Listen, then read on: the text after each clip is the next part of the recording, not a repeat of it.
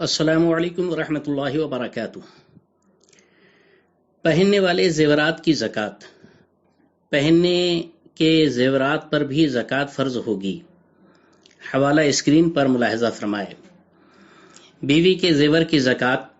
اگر شوہر نے بیوی کو زیور بنوا کر دیا ہو تو اگر وہ زیور بیوی کی ملکیت میں دے چکا، بیوی کو اس کا مالک بنا چکا، تو زکوٰۃ بیوی ادا کرے گی، اور اگر صرف پہننے کے لیے دیا ہے اور مالک شوہر ہی ہے تو شوہر زکوٰۃ ادا کرے گا۔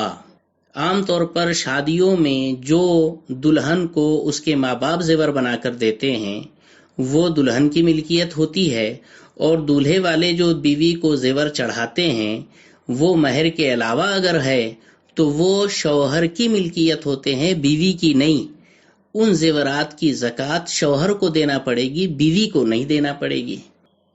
رہن رکھے گئے زیور یعنی گروی رکھے ہوئے زیور کی زکوٰۃ نہ رکھنے والے پر ہے نہ رکھوانے والے پر، کیونکہ رکھنے والے کی ملکیت نہیں ہے وہ، اور رکھوانے والے کے قبضے میں نہیں ہے وہ۔ تو جب رہن رکھنے والا یعنی گروی رکھنے والا اس زیور کو واپس لے گا تو گزشتہ سالوں کی زکوٰۃ اس پر واجب نہیں ہوگی، صرف جاری سال جس سال اس نے گروی زیور واپس لیا، رکھنے والے نے گروی چھڑایا، اس سال کی زکوٰۃ اس کو دینا ہوگی، پچھلے سالوں کی زکوٰۃ نہیں۔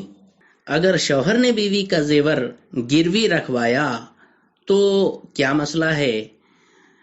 رکھا گیا زیور زکوٰۃ کے حساب میں شامل نہیں ہوگا۔ سونے کا ناجائز استعمال کرنے والے پر زکوٰۃ ہے یا نہیں؟ سونا چاندی کا استعمال چاہے مالک کے لیے جائز ہو یا نہ ہو، اس پر ان کی زکوٰۃ دینا واجب ہے۔ در مختار میں ہے کہ ان دونوں یعنی سونا چاندی سے بنی ہوئی اشیاء میں 40واں حصہ زکوٰۃ لازم ہے، اگرچہ یہ ڈلی کی صورت میں ہو یا زیورات کی صورت میں ہو، ان کا استعمال جائز ہو یا منع۔ حوالہ ملاحظہ کر لیں۔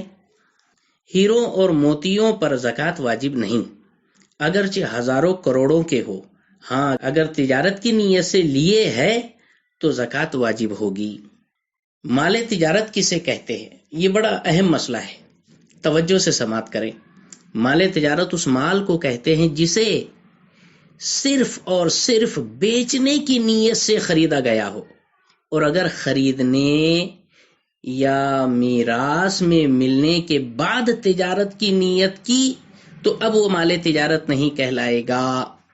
مثال کے طور پر زید نے موٹر سائیکل اس نیت سے خریدی کہ اسے بیچ دوں گا اور نفع کماؤں گا، تو یہ مال تجارت ہے۔ اور اگر اپنے استعمال کے لیے خریدی تھی، اس وقت بیچنے کی نیت بالکل نہیں تھی، صرف استعمال کی نیت تھی، مگر خریدنے کے بعد نیت کر لی کہ اچھے دام ملیں تو بیچ دوں گا، یا پکی نیت ہی کر لی کہ اب اس کو بیچ ہی ڈالنا ہے، تب بھی زکوٰۃ فرض نہیں ہوگی، کیونکہ خریدتے وقت کی نیت پر زکوٰۃ کے احکام مرتب ہوتے ہیں، اور خریدتے وقت اس کی بیچنے کی نیت نہیں تھی، اس لیے اس پر زکوٰۃ لاگو نہیں ہوگی۔ پتہ چلا کہ مال تجارت وہی ہے جس کو خریدتے وقت آپ کی نیت صرف اور صرف بیچنا ہی بیچنا ہو، اس پر زکوٰۃ لاگو ہوگی۔ مال تجارت کا نصاب۔ مال تجارت کی کوئی بھی چیز ہو جس کی قیمت سونا یا چاندی کے نصاب یعنی 7.5 تولے سونے یا 52.5 تولے چاندی کی قیمت کو پہنچے تو اس پر بھی زکوٰۃ ہے۔ مال تجارت کی زکوٰۃ کیسے نکالیں گے؟ تو مال تجارت کی قیمت کا 40واں حصہ یعنی 2.5% زکوٰۃ کے طور پر دینا ہوگا۔ مال تجارت اور اس مال تجارت سے حاصل ہونے والے نفع دونوں پر زکوٰۃ لاگو ہوتی ہے۔ مال تجارت کی زکوٰۃ کا حساب۔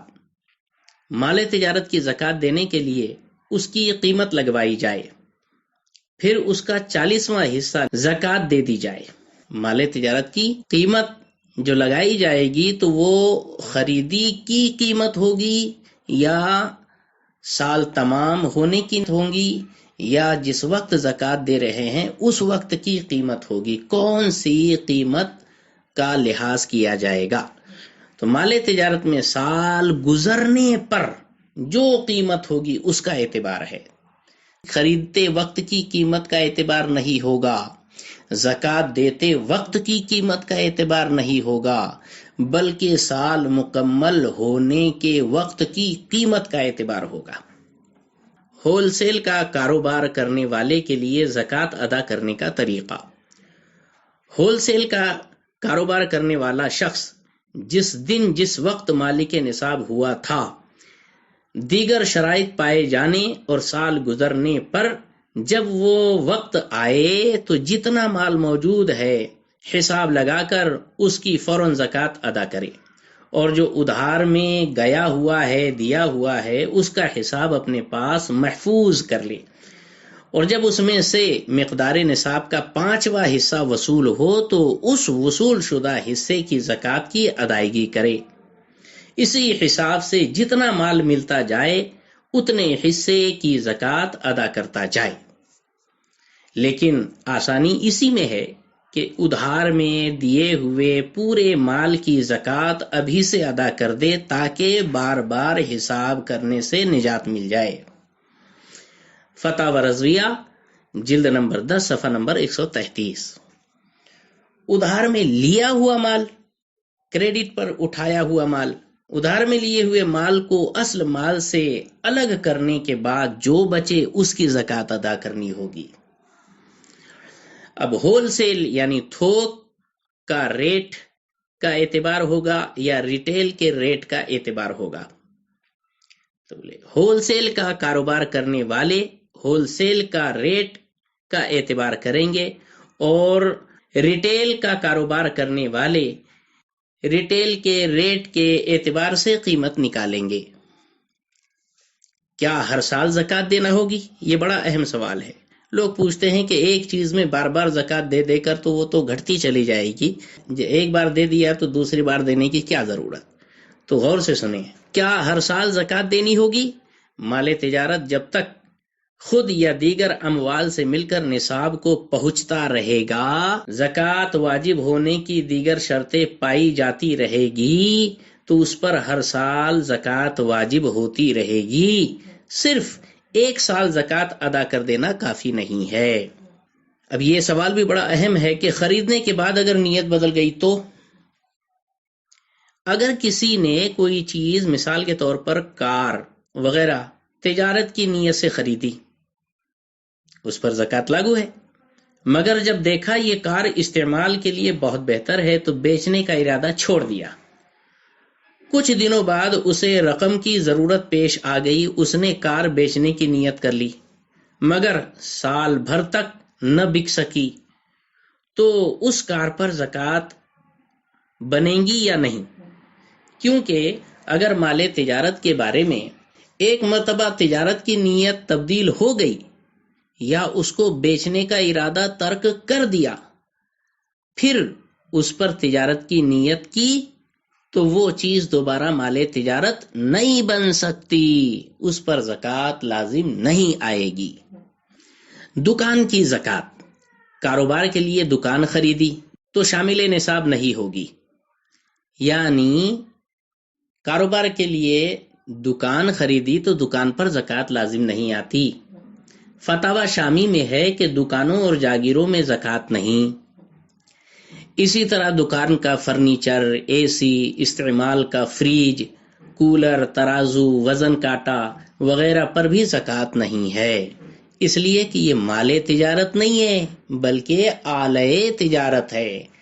آلہ تجارت، ذریعہ تجارت، اس پر زکوٰۃ نہیں ہے۔ سامان تجارت، بکاؤ مال پر زکوٰۃ ہے۔ کرائے پر دیے گئے مکان پر زکوٰۃ، وہ مکانات جو کرائے پر اٹھانے کے لیے ہوں اگرچہ 50 کروڑ کے ہوں ان پر زکوٰۃ نہیں ہے۔ ہاں، ان سے حاصل ہونے والا نفع جو تنہا یا دیگر مال کے ساتھ مل کر نصاب کو پہنچ جائے تو زکوٰۃ کی دیگر شرائط پائے جانے پر اس پر زکوٰۃ دینا ہوگا۔ انکم پر زکوٰۃ ہے، کرائے پر دیے ہوئے مکانات پہ زکوٰۃ نہیں ہے۔ کرائے پر چلنے والی ٹرکوں، گاڑیوں اور بسوں پر زکوٰۃ کا حکم۔ کرائے پر چلنے والی گاڑیوں اور بسوں پر زکوٰۃ واجب نہیں ہوگی، ہاں ان کی آمدنی پر فرض ہوگی۔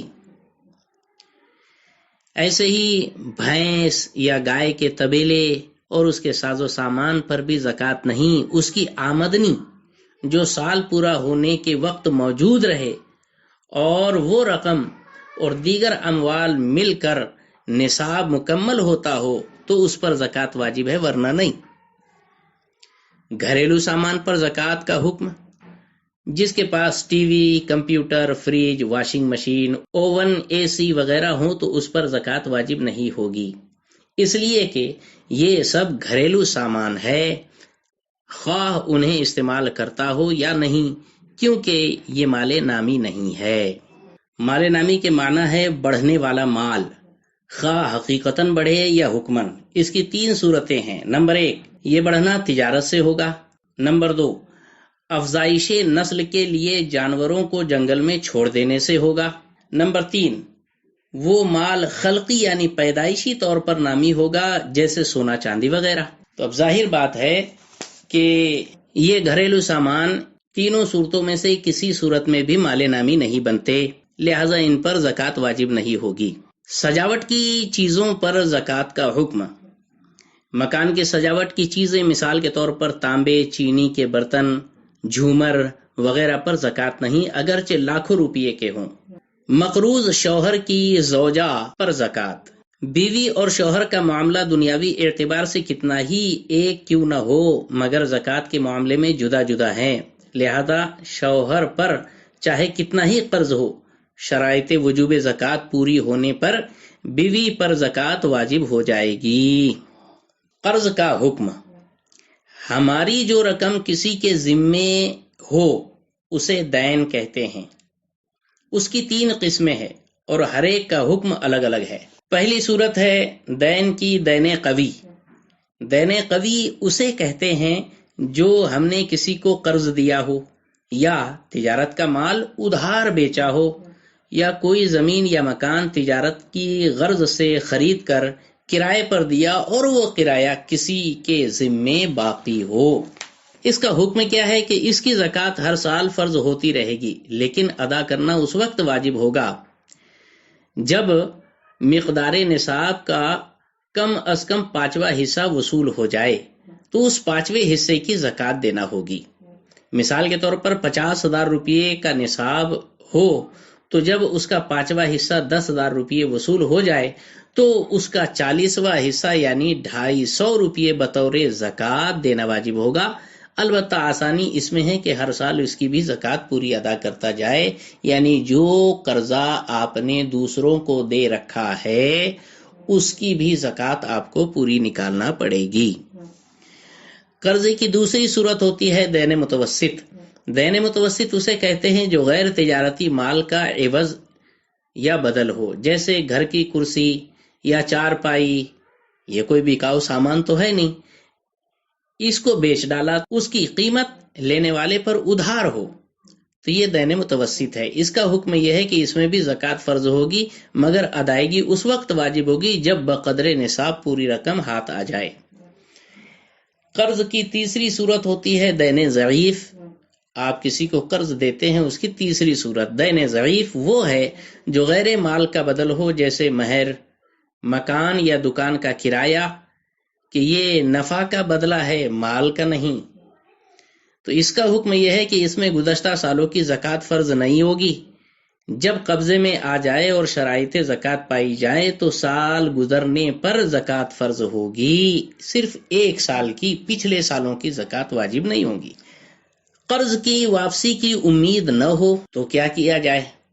یعنی جو آپ نے کسی کو قرض دیا اور وہ رقم سمجھو ڈوب گئی، اب واپس ملنا ہے نہیں، تو اس کی زکوٰۃ کا حکم کیا ہے؟ تو جس کے ذمے ہمارا دین قوی ہو یا ضعیف، یعنی کسی پر ہمارا قرضہ ہو اور وہ لاپتہ ہو گیا، اس نے ہمارا مقروض ہونے سے انکار کر دیا اور ہمارے پاس گواہ بھی نہیں، قرض کی واپسی کی کوئی امید نہ رہے، تو اب ہم پر زکوٰۃ دینا واجب نہیں ہے۔